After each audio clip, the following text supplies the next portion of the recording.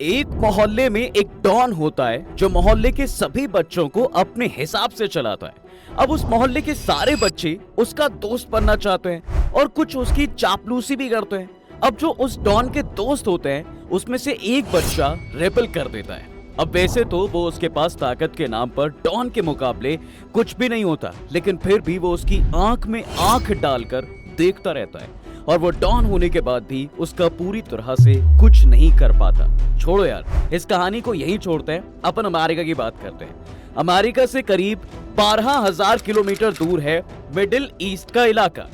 यहाँ के 11 देशों में अमेरिका ने करीब 70 मिलिट्री बेस बना रखे हैं, हजारों सैनिक लगा रखे हैं, एयरफोर्स और नेवी भी तैनात की हुई है। पर क्यों? मतलब सवाल तो आएगा ना कि अमेरिका ने क्यों मिडिल ईस्ट में इतनी ताकत झोंक रखी है। तो इसका जवाब है उसका एक दोस्त ईरान। पर यह दोस्ती सिर्फ कोल्ड वॉर के शुरुआती दिनों तक ही थी और फिर 1979 की सर्दियां जब आई तो ईरान में हुई इस्लामिक रेवोल्यूशन और इसके बाद ईरान की पूरी तस्वीर ही बदल गई। साथ ही बदले अमेरिका से उसके रिश्ते। माने अब दोस्त ना रहा।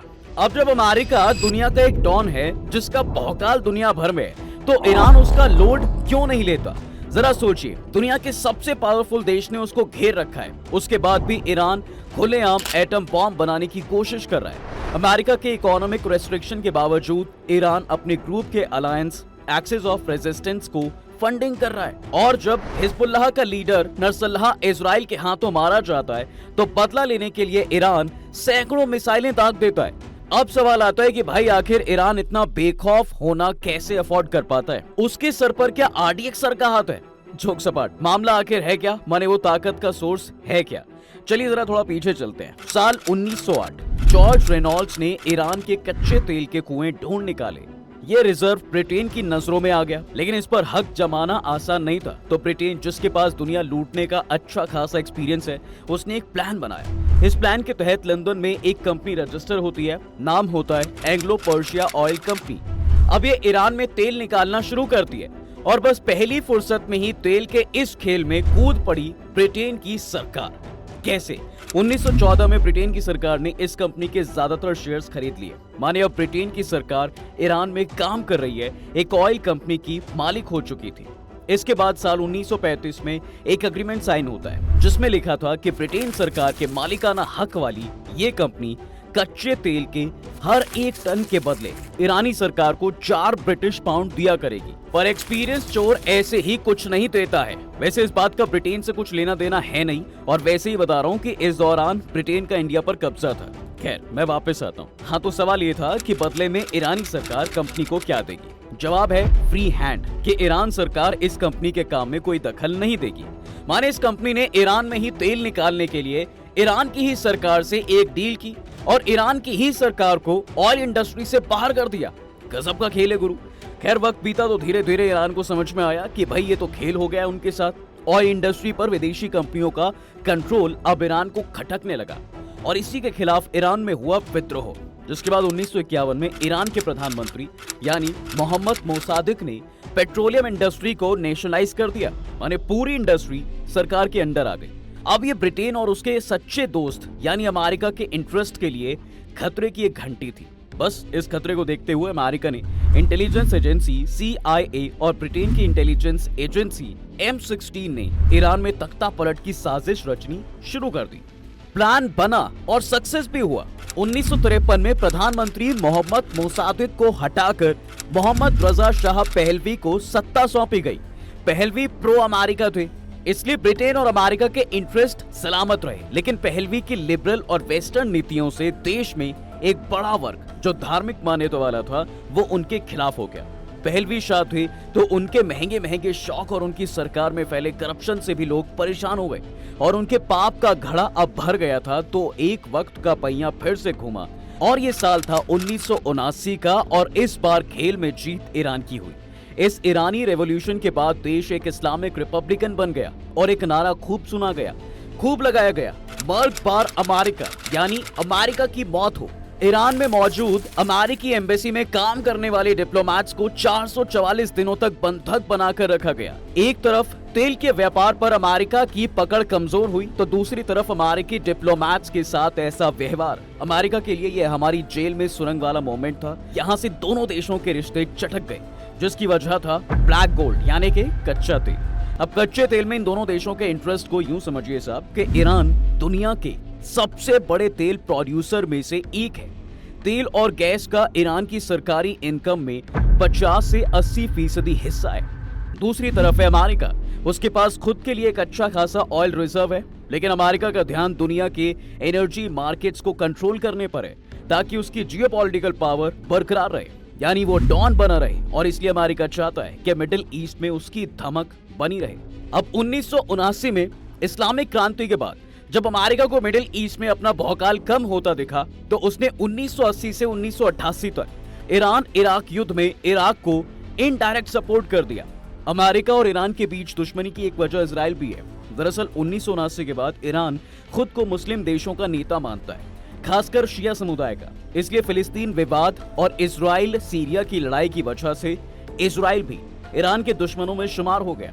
दोनों देश एक दूसरे के सामने सीना ताने खड़े रहते हैं। थोड़ा और डिटेल में जाते हैं। 1979 के इस्लामिक रेवोल्यूशन के बाद अयातुल्लाह खुमैनी के नेतृत्व में एक नया ईरान उभरा। इस रेवोल्यूशन का असर सिर्फ ईरान तक नहीं था, बल्कि इसकी गूंज पूरे मिडिल ईस्ट में सुनाई दी। ईरान की एक नई हुकूमत ने खुद को दबे कुचले मुसलमानों, खासकर शियाओं का नेता ऐलान कर दिया, जो सुन्नी डोमिनेटेड सरकारों के राज में लंबे समय से हाशिए पर थे। इसने न सिर्फ ईरान के अपने एम्बिशंस बढ़े, बल्कि उसे रीजनल लेवल पर कई नॉन स्टेट एक्टर्स को बनाना और उन्हें पालने करने का मौका दिया, जो अब उसे अमेरिका की आंख में आंख डालकर देखने की हिम्मत देते हैं। अब ये नॉन स्टेट एक्टर्स क्या है? पहला, हिजबुल्लाह। सबसे पहला और बड़ा है हिजबुल्लाह। 1982 में इजराइल के लेबनान अटैक के खिलाफ हिजबुल्लाह पैदा हुआ। आज हिजबुल्लाह एक ताकतवर मिलिट्री और पॉलिटिकल एक्सट्रीमिस्ट ऑर्गेनाइजेशन बन चुका है। हिजबुल्लाह के लीडर हसन नसरल्लाह, जिसे कुछ दिन पहले इजराइल ने एक एयरक्राफ्ट में मारा, वो बार बार इस बात को मानता रहा कि हिजबुल्लाह का अस्तित्व ईरान के बिना पॉसिबल ही नहीं था। हिजबुल्लाह के पास सटीक और दूर तक मार करने वाला रॉकेट और ड्रोन जैसे हथियार हैं। कई मीडिया रिपोर्ट्स और एक्सपर्ट्स के मुताबिक हिजबुल्लाह के पास ऐसे करीब 1 लाख रॉकेट्स हैं। स्काई न्यूज की एक रिपोर्ट के मुताबिक ईरान हिजबुल्लाह को हर साल सैकड़ों मिलियन डॉलर की मदद पहुंचाता है। इसकी मदद से हिजबुल्लाह ने करीब 20,000 सैनिकों की आर्मी भी बनाई है। ये नंबर्स हमें इंस्टीट्यूट फॉर स्ट्रेटेजिक स्टडीज नाम के एक थिंक टैंक की रिपोर्ट से मिले हैं। माने आंकड़ा उससे ऊपर भी हो सकता है। दूसरा, इराक में वर्चस्व। देखिए 2003 में अमेरिका और उसके साथियों जैसे कि ब्रिटेन, ऑस्ट्रेलिया और पोलैंड की सेना इराक में घुसी। ईरान के राष्ट्रपति सद्दाम हुसैन को गिरफ्तार कर 2006 में फांसी दे दी गई। इराक की इस इंस्टेबिलिटी का फायदा ईरान ने उठाया। उसने देश के शिया पॉलिटिकल और रिलीजियस लीडरशिप के साथ अच्छे रिलेशन बनाए और सद्दाम के बाद एक प्रो ईरानी शिया डोमिनेंट सरकार को वहां स्टैब्लिश करने की कोशिश की। इसके साथ ही ईरान ने कई एक्सट्रीमिस्ट ऑर्गेनाइजेशन जैसे कि पॉपुलर मोबिलाइजेशन फोर्सेस यानी पीएमएफ को इराक की पॉलिटिकल और मिलिट्री मामलों में पकड़ बनाने में मदद की। पीएमएफ के कई मेंबर्स की training Islamic revolutionary guards core यानी कि आईआरजीसी ने की है। अब ये कौन है? असल में ईरान में 2 सेनाएं हैं। एक है कन्वेंशनल आर्मी, जैसी हर देश में होती है। दूसरी है आईआरजीसी। इसका काम है इस्लामिक रेवोल्यूशन के बाद उभरी सत्ता को डिफेंड करना, और यही उन्हें ट्रेन करते हैं। पीएमएफ ने इराक में आईएसआईएस को हराने में बड़ा रोल प्ले किया था। साल 2022 में काउंसिल ऑन फॉरेन रिलेशन में एक आर्टिकल छपा था। उसमें लिखा था कि आईएसआईएस की हार के बाद इराक में ईरान की ताकत पिछले 2 दशकों में काफी बढ़ी है। लेकिन अभी इराक की माइनॉरिटीज जैसे कुर्द उनके खिलाफ है। कुर्दों ने ईरान में होने वाले एंटी हिजाब मूवमेंट का सपोर्ट भी किया था। लेकिन रिपोर्ट के मुताबिक ईरान का बढ़ता इन्फ्लुएंस अमेरिका को काफी टेंशन दे रहा है, क्योंकि इस वजह से इराक पर अमेरिका की पकड़ लगातार कमजोर हो रही है। Number 3, Syria. लेबनान और इराक के अलावा ईरान का जलवा सीरिया में भी कम नहीं है। 2011 में सीरिया में सिविल वॉर हुई। इसमें ईरान ने अल असाद या असद परिवार का सपोर्ट किया था। 1971 में बाथ पार्टी ने सीरिया में तख्ता पलट कर दिया। तब से यहां असद परिवार का राज है। 1979 में ईरान रेवोल्यूशन के बाद दोनों देशों में अच्छी दोस्ती हो गई।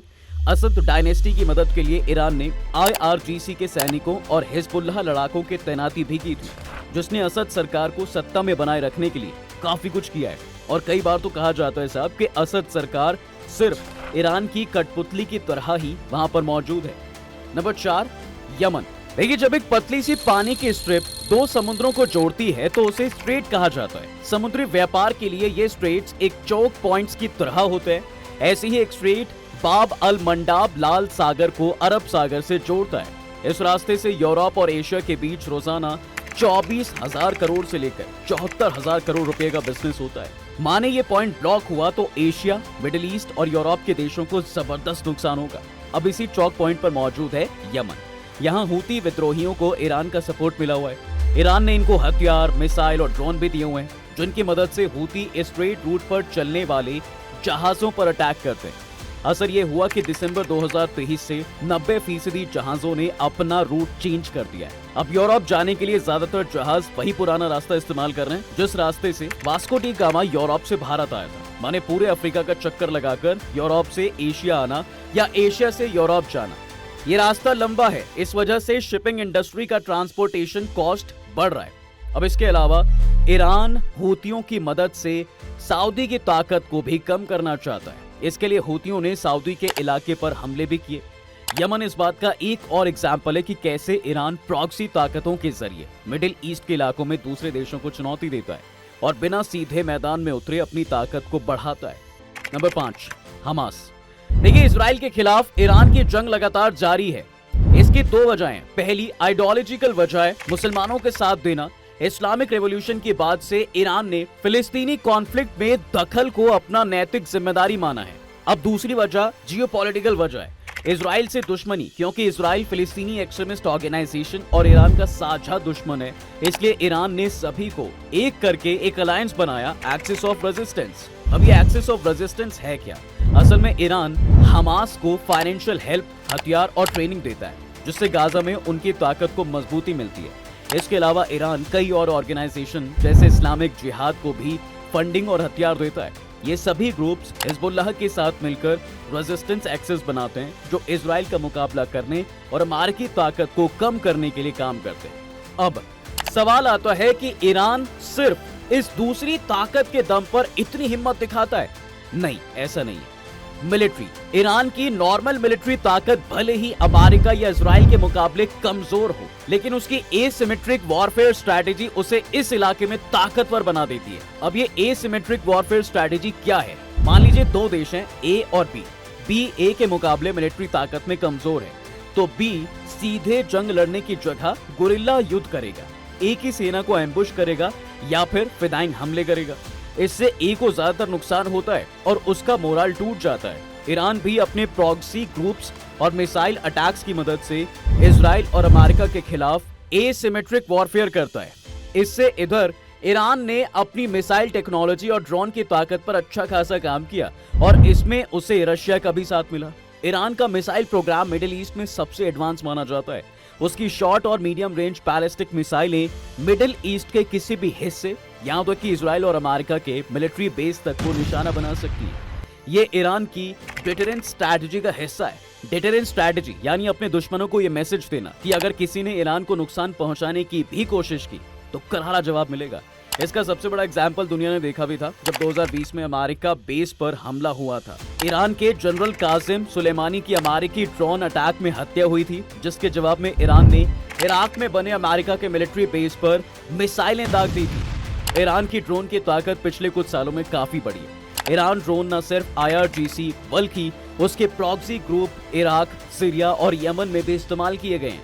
हूती विद्रोहियों ने सऊदी अरब की ऑयल स्टोरेज वाली जगह पर ड्रोन से ही हमला किया था। इकोनॉमिक रेस्ट्रिक्शन, देखिए दशकों से अमेरिका और उसके सहयोगियों ने इराक पर कई सारे इकोनॉमिक रेस्ट्रिक्शंस लगाए हैं। रेस्ट्रिक्शन से उसकी इकोनॉमी को भारी नुकसान भी हुआ है, जिससे महंगाई और बेरोजगारी बढ़ी और कच्चे तेल से होने वाली आमदनी में भारी गिरावट आई। इसके बावजूद ईरान ने इनके असर कम करने के तरीके निकाल लिए हैं। सबसे अहम बात यह है कि ईरान ने उन देशों के साथ आर्थिक साझेदारी की है जो अमेरिका के इस बैन को नजरअंदाज करने को तैयार हैं, जैसे चाइना और रशिया। चीन ईरान का सबसे बड़ा ट्रेड पार्टनर है और अमेरिकी दबाव के बावजूद चीन ईरानी तेल इंपोर्ट करता है। यानी ईगल गैंग एक तरफ हो गया है और बिच्छू गैंग एक तरफ। रूस ने भी ईरान को फाइनेंशियल और मिलिट्री हेल्प दी है, जिससे दोनों देशों के बीच के रिश्ते और मजबूत हुए। ईरान ने एक ब्लैक मार्केट इकोनॉमी भी डेवलप कर ली है, जिससे वो बैन से बच जाता है। स्मगलिंग और गैर कानूनी पेमेंट्स की मदद से भी ईरान कई देशों के साथ बिजनेस करता है, जिसे कुछ लोग गलत जरूर कह सकते हैं, लेकिन ईरान इन सभी ताकतों की वजह से अमेरिका की आंख में आंख डालकर बात कर पाता है। बाकी अगर आपके पास भी और वजह है तो आप हमें कमेंट्स में बता सकते हैं। अगर वीडियो आपको पसंद आई है तो इसे लाइक और शेयर कर दें, और चाहते चाहते चैनल को सब्सक्राइब करना बिल्कुल ना भूलें।